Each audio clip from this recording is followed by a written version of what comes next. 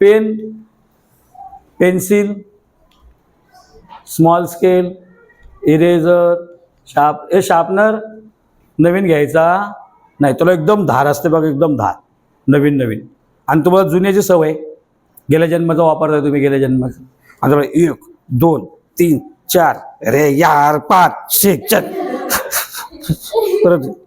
आणि जर नवीन घेतलं नवीन तू एका ह्याच्यात सर, एका ह्याच्यात सर एका 1 2 3 टोक, उसने पूरा साफ कर दिया पेंसिल को. फिर देखता अरे इसमें नहीं गया, इधर परत या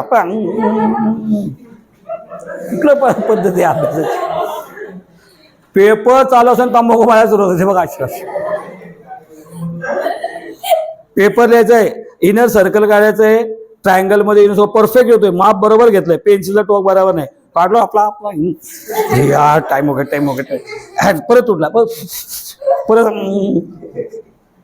शक्य है, गेला अर्धा मार्ग, टाइम 1 मिनट चला गया.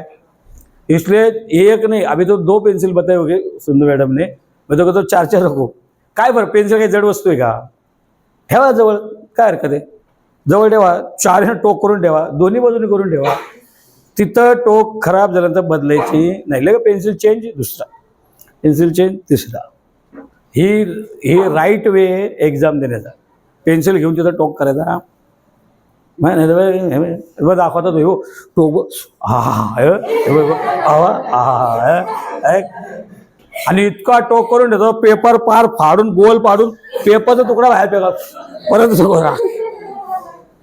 साफ करामती. पोरं काय करामती, असं करामती. शार्पनर नवीन घ्यायचं नाही. ले रहे तो अभी ले लो 2-3 दिन पहले और उसको यूज कर लो, अंदाज आ जाएगा इसको कैसे यूज करना है. कारण प्रत्येक शार्पनरचं बघा सिस्टम वेगवेगळी असते, ते भलतंच काहीतरी होतं. काहींचा तो कचरा निघत नाही, काहीला काहीतरी दोष होतो डोक्यामध्ये, भेजेमध्ये खराबी असते आपल्या.